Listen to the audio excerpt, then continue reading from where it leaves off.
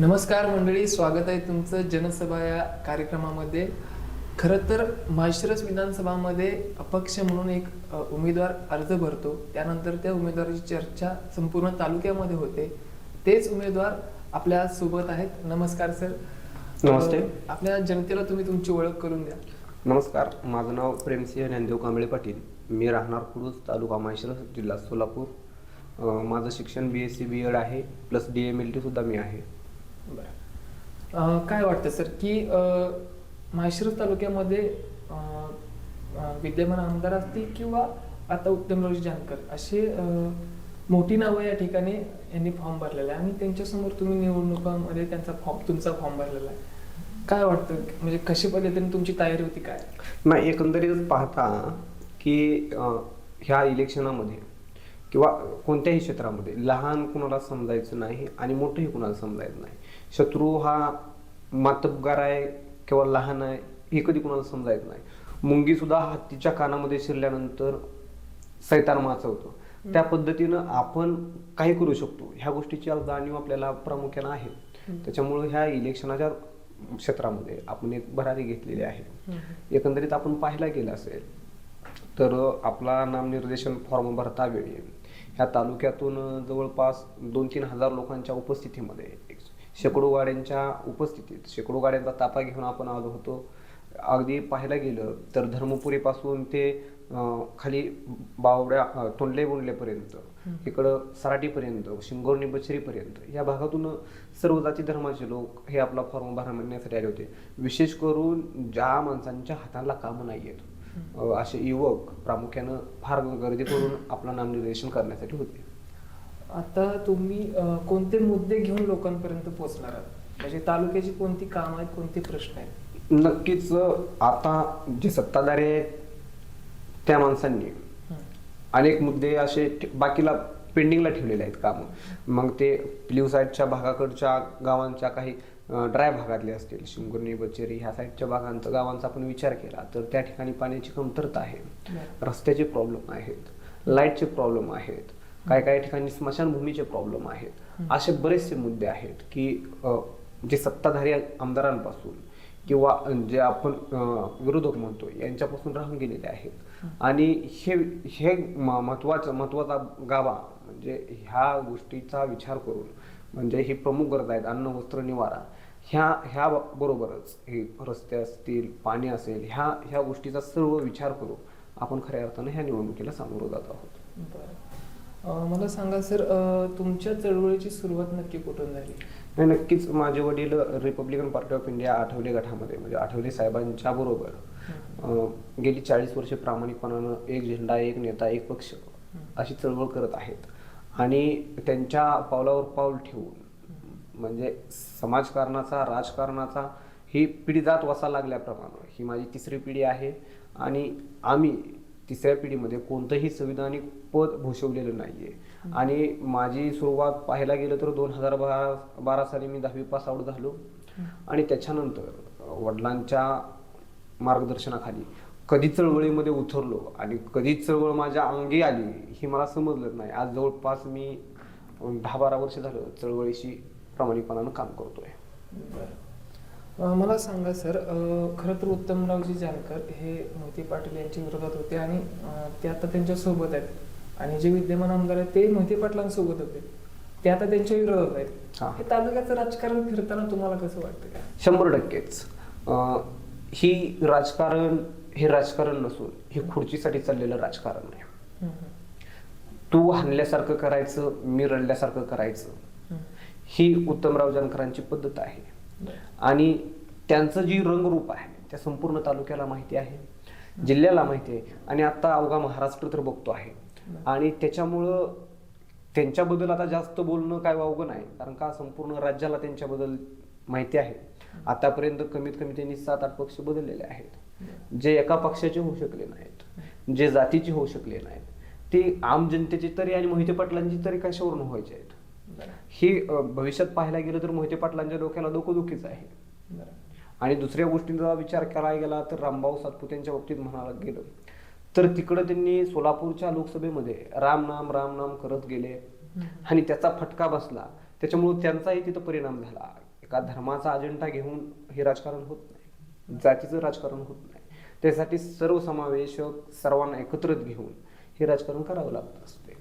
त्याच्यामुळं ह्या राजकारणाकडे बघत असताना मोहिते पाटलांना आपल्या सोयीचं राजकारण करत असताना, उत्तम जानकरांनी आपल्या सोयीचं राजकारण करत असताना ही एकमेकाशी सेटलमेंट केलेली आहे. आणि एकंदरीत पाहता मोहिते पाटील आपले शत्रू नाहीच आहेत.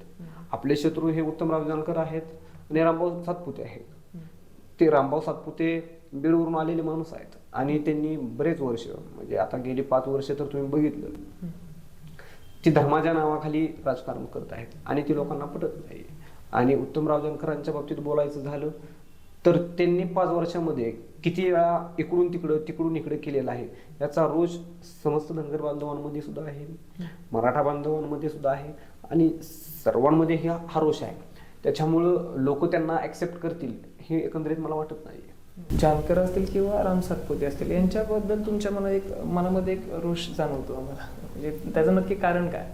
नाही, नक्कीच आपण पाहायला गेलं तरी 2009 साली उत्तमराव जानकर साहेब आमदारकीसाठी उभे राहिले होते आणि त्यांनी जसं डोंगर पोखरावा तसं एक एक एक एक करून दलित चळवळीतील सगळी नेते मंडळी पोखरली होती. आणि त्यावेळेसचे तत्कालीन रिपब्लिकन पार्टी ऑफ इंडियाचे अध्यक्ष विकासदादा दाहिंजे, आता सध्याला ते त्यांच्या बरोबर आहेत, त्यांनी आणि माझे वडील आदरणीय ज्ञानदेव कांबळे पाटील यांनी त्यावेळेस खुडूच्या सभेमध्ये आदरणीय उत्तमराव जानकर साहेबांना नारळ चिन्ह त्यांचं होतं आणि त्यांना पाठिंबा दिला आणि अगदी निसटता पराभव त्यावेळेस त्यांचा झाला होता. आणि एकंदरीत पाहता त्याच्यानंतर 2017च्या किंवा 19च्या ह्या पंचायत समितीच्या निवडणुकीमध्ये, जिल्हा परिषद पंचायत समितीच्या निवडणुकीमध्ये ज्यावेळेस परतफेड करायची वेळ येते त्यावेळेस उत्तमराव जानकर साहेब हे BJP सोबत होते आणि BJPची आणि रिपब्लिकन पार्टी ऑफ इंडियाची अलायन्स होती. आणि या अलायन्सच्या दरम्यानमध्ये आपण उत्तमराव जानकरांना BJP मधून माझे वडील यांना कुडूच्या रिझर्वेशन असलेल्या पंचायत समिती गणाची जागा मागितली होती. परंतु उत्तमराव जानकरांना ती चळवळीतील माणूस हे चाललेला नाहीये, म्हणजे त्यांनी ते ऍक्सेप्ट केलेला नाही. त्यांनी गावगाड्याच्या राजकारणामध्ये सुद्धा बारकाईने लक्ष घातलं. ह्या गोष्टी त्यांना ही न शोभण्यासारख्या आहेत. म्हणजे उत्तमराव जानकरांना चळवळीतील जर माणसंच चालत नसतील, त्यांना जर आपण चालत नसेल तर ते आपल्याला चालणारच नाहीयेत. त्याच्यामुळं त्यांच्या बाबतीतचा हा रोष 100% आपल्या मनामध्ये आहे की आम्ही तुम्हाला चालतोय, आम्ही तुम्हाला मदत करतोय, आम्ही तुम्हाला निवडून आणण्यासाठी प्रयत्न करतोय, आम्ही अलायन्सच्या विरोधामध्ये गेलो 2009ला, तुम्हाला सहकार्य केलं, परंतु ज्याची परतफेड करायची वेळ आली त्यावेळेस त्यांनी सहकार्य केलेलं नाहीये. हा रोष आमचा 100% कायम आजही आहे, उद्याही आहे आणि इथून पुढच्या काळात सुद्धा राहणार आहे. आणि त्यांनी जातीमध्ये अतिक्रमण केलेलं आहे. त्यांच्या पाठोपाठ आता 40 दाखले तयार झालेले आहेत. त्यामुळं आमच्या शैक्षणिक दृष्टिकोनातून, आर्थिक दृष्टिकोनातून ह्या सर्व क्षेत्रामध्ये आमच्यावर आणीबाणी येणार आहे. त्याच्यामुळे त्यांच्यावर रोष राहणं माझा एकट्याचाच रोष आहे असं नाही, संपूर्ण तालुक्याचा आहे, समाजाचा आहे. आणि याचं पडसाद अख्ख्या महाराष्ट्र राज्यात पडायला लागलेले आहेत की बाहेर असे खोटे जातीचे दाखले काढून जर माणसं विधानसभेला जर अतिक्रमण करत असतील तर उद्या ग्रामपंचायतपर्यंत पोहोचायला काय अडचण आहे. त्याच्यामुळे त्यांच्या बाबतीत आपला रोष आहे. त्याचबरोबर रामभाऊ सातपुतेंचं बोलायचं झालं तर रामभाऊ सातपुते काय आमचे वैरी नाही आहेत. ही 2019 साली ही माळशिरस विधानसभेची जागा ही रिपब्लिकन पार्टी ऑफ इंडियाला सुटली होती. परंतु रिपब्लिकन पार्टी ऑफ इंडियाच्या जागेवर माननीय देवेंद्र फडणवीस साहेबांनी रामभाऊ सातपुतेंना संधी दिली. मोहिते पाटलांच्या कृपा आशीर्वादामुळं आणि रिपब्लिकन पार्टीच्या जागेवर रामभाऊ सातपुते हे ह्या जागेवरून निवडून आले. परंतु त्यांना जी दलित चळवळीतील नेते आहेत त्यांच्या प्रश्नांची जाणीव नाहीये हे मी जाणीवपूर्वक सांगतोय की ते सोलापूरच्या लोकसभेला जाण्याच्या अगोदर आम्ही केंद्रीय मंत्री रामदासजी आठवले साहेब यांचं भाजपसोबत अलायन्स आहे, 15 वर्षापासून त्यांची युती आहे. आणि आठवले साहेबांचं पत्र असताना, विकास कामांचं पत्र असताना आम्ही रामभाऊ सातपुतेंना देऊन सादर केलं. परंतु त्यांनी विकास कामांच्या बाबतीमध्ये त्या पत्राची दखल घेतली नाही. म्हणजे ज्याच्या जीवावर आपल्याला ही जागा सुटली त्या रिपब्लिकन पक्षाच्या कार्यकर्त्यांची जर आपण कामं करत नसू तर आम्ही त्यांची कशाला कामं करायची, हा रोष मनामध्ये आहे. आणि तेच भावना मनात बाळगून आपण त्यांच्याही विरोधामध्ये ही लढाई लढत आहोत. कोणत्याही पक्षाकडून उमेदवारी तुम्हाला भेटू शकत होती, परंतु तुम्ही एक अपक्ष म्हणूनच का उमेदवारी अर्ज भरला? नाही, नक्कीच हा प्रश्न महत्त्वाचा आहे की आतापर्यंत मी गेली 12 वर्ष चळवळीशी एकनिष्ठ आहे.